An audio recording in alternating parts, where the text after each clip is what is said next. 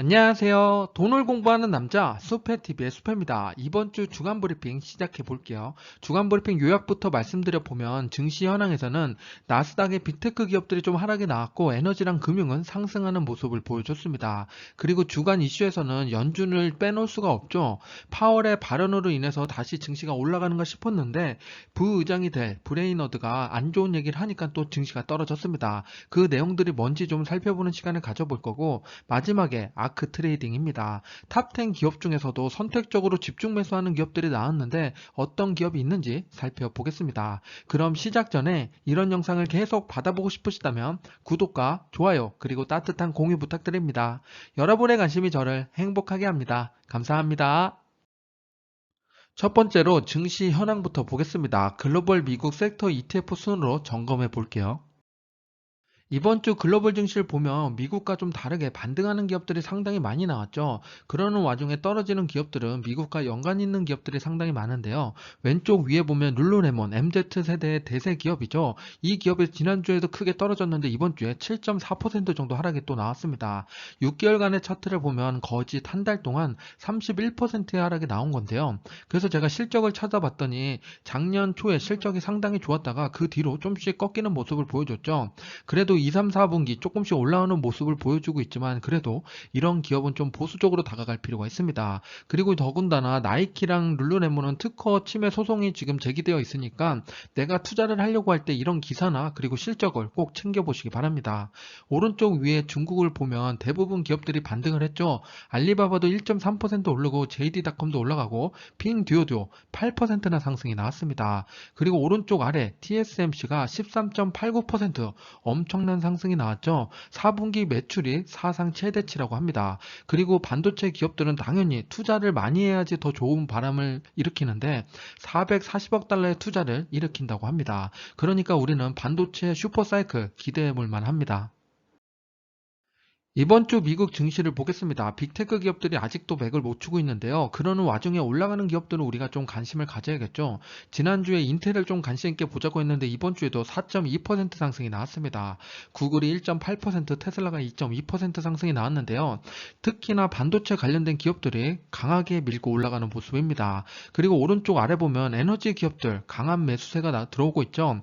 엑슨모빌이 4.3%, 쉐브론이 3.1% 상승이 나왔습니다. 금융주는 좀 쉬어가는 모습을 보여주고 있지만 버크셔는 아직도 상승하고 있습니다. 1.3% 상승이 나왔고 웰스파고도 6% 상승이 나왔습니다. 이번 주 미국 증시는 연준에 의해서 움직였다고 해도 과언이 아닌데요. 5일 동안의 나스닥 차트를 가지고 왔습니다. 앞에 한 이틀 동안은 파월 의장이 청문회에 나와서 너무 걱정하지 말아라. 양적 긴축 아직 결정된 건 없고 몇 번의 논의를 더 해야 된다고 하니까 안심하고 증시가 올라가는 모습을 보여줬습니다. 그런데 반대로 또 하락하기 시작했죠. 그 이유는 부의장이 될 브레이너드가 인플레이션 억제 최우선으로 할 거다. 도구를 쓸 것이다 하면서 강하게 이야기하니까 증시가 또 빠지기 시작했습니다. 그래서 연준에 의해서 이렇게 움직이고 있는데 1월 마지막 주에 FOMC 회의가 있죠. 그때까지 계속 지켜봐야겠습니다. 이번 주는 연준에 의해서 오르락 내리락 해서 거의 제로에 왔는데 제가 좋아하는 기업의 바로미터를 보겠습니다. 고점 대비 하락이랑 저점 대비 상승률을 나타내고 있는데 지난주 대비해서 떨어진 기업들만 추려서 말씀드려 보면 마소가 한 1% 정도 더 하락을 했죠. 지난주에 고점 대비 하락률이 한 10% 정도 됐는데 11.3%까지 내려오는 모습입니다. 그리고 엔비디아도 추가 하락이 있었는데요. 지난주까지 고점 대비 21%였는데 22%까지 내려왔습니다. 그리고 하나 더 보면 ASML도 내려온 상태입니다. 1% 정도 더 내려왔으니까 우리가 이렇게 반대로 내려온 기업은 관심 가져야 됩니다.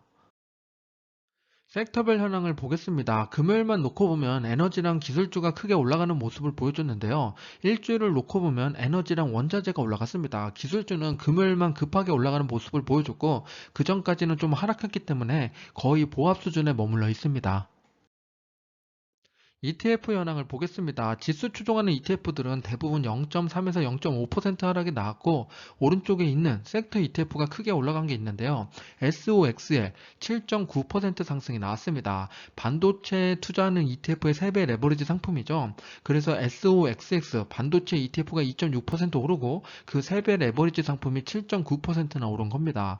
반대로 떨어진 섹터를 보면 XRT라고 리테일이 많이 하락하는 모습입니다. 그리고 에너지 분야 크게 상승 중에 있죠. 제가 자주 말씀드리는 것 중에 에너지는 XLE가 있는데 그거 말고 XOP 6%나 올랐습니다. 요거는 원유 탐사랑 추출에 투자하는 ETF입니다.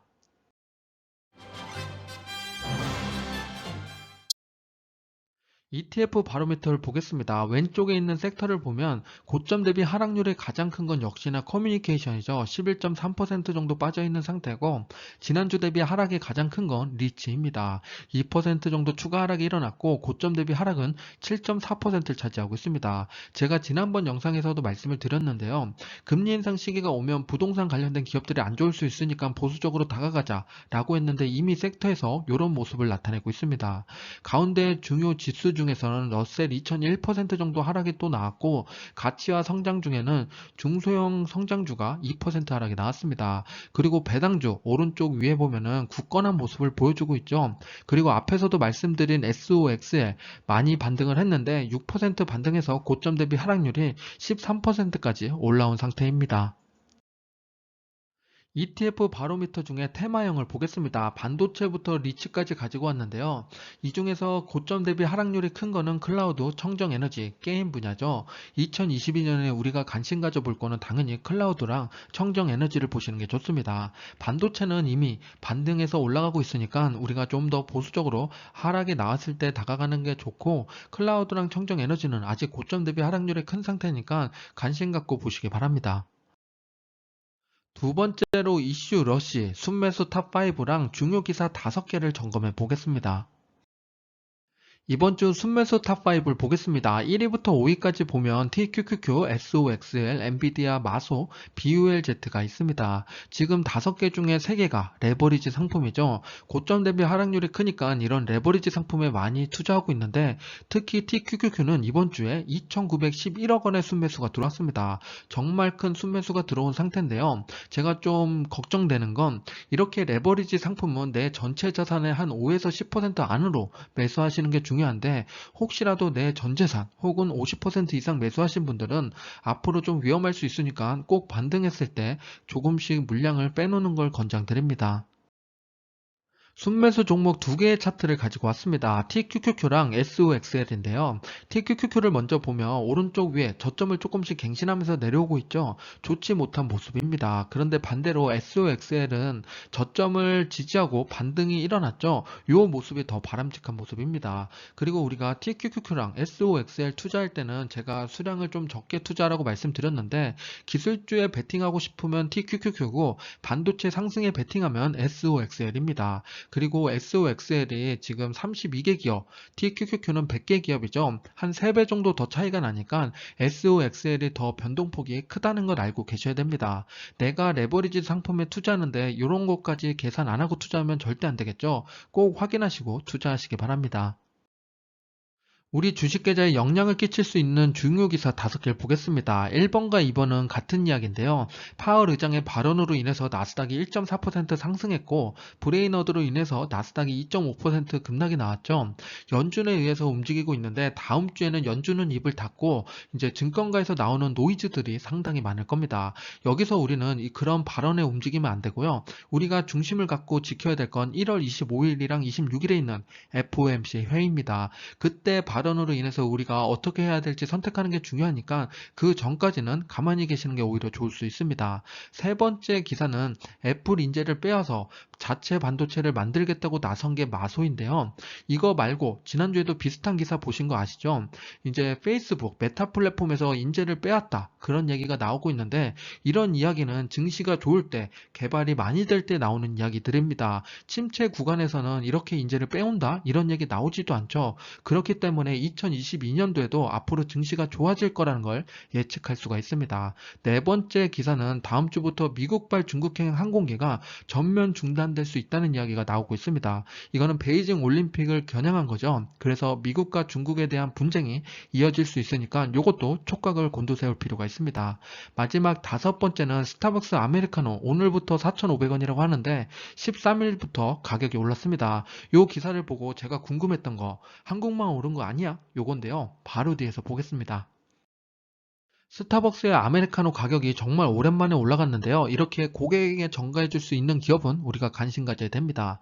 그런데 이 가격이 우리나라만 올렸냐? 그걸 지켜봐야 되는데 보시면 우리나라만 올린 게 아니라 모두 다 올렸고 우리나라만 가장 비싼 게 아니라 홍콩, 러시아가 더 비싸게 받고 있습니다. 그런데 일본이랑 미국보다 우리나라가 더 비싸죠. 요거는 좀 문제가 있습니다. 한국이 한 5,000원이라고 생각하면 일본은 4,330원, 미국은 3,500원 수준입니다. 그래서 우리나라한테만 더 비싸게 받는 건 맞는 이야기입니다.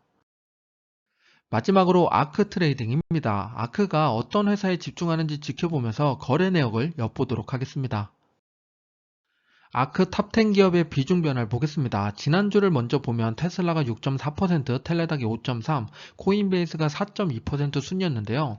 이번 주에 변화를 봤더니 테슬라는 6.2%, 0.2%가 하락했죠. 텔레닥은 5.3에서 5.5%, 0.2% 올랐는데 이게 아크에서 매매를 어떻게 했는지 바로 뒤에서 보겠습니다. 아크 탑10 기업의 거래 현황을 보겠습니다. 흰색으로 나타낸 건 매도이고 에메랄드색은 매수인데요. 10개의 기업 중에서 6개의 기업을 매수했습니다. 오랜만에 탑10 기업의 매수세가 강하게 들어오는 모습인데요. 안타깝게도 테슬라는 계속 매도하고 있습니다. 이번 주에도 8.2%의 비중을 줄였고 반대로 코인베이스는 4.7%, 준비디어 3.2%, 그리고 로큐가 4.7%, 요 3개의 기업을 강하게 매집하는 걸 알 수가 있습니다. 아크 탑5 기업의 이번 주 성적을 보겠습니다. 1등은 테슬라랑 코인베이스인데요. 5.7%의 상승이 나왔고 안타깝게 로큐는 7.1% 하락이 나왔습니다. 그리고 텔레닥은 1.9% 상승이 나왔고 준비디오는 5.2% 하락이 나온 상태입니다.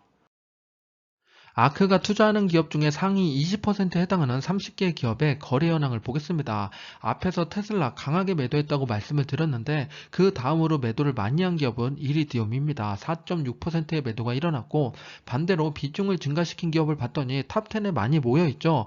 특히나 3위부터 6위까지 강하게 매집하는 모습이었습니다. 아크가 투자하는 기업 중에서 3개의 기업의 차트를 보겠습니다. 테슬라, 준비디어, 로큐인데요. 테슬라는 한 달치 차트를 보면 저점 대비 지금 종가가 17.4% 상승이 나왔습니다. 중간중간 더 크게 올라간 구간도 있죠. 이렇게 올라가니까 아크는 분할로 계속 수익 실현하고 있습니다.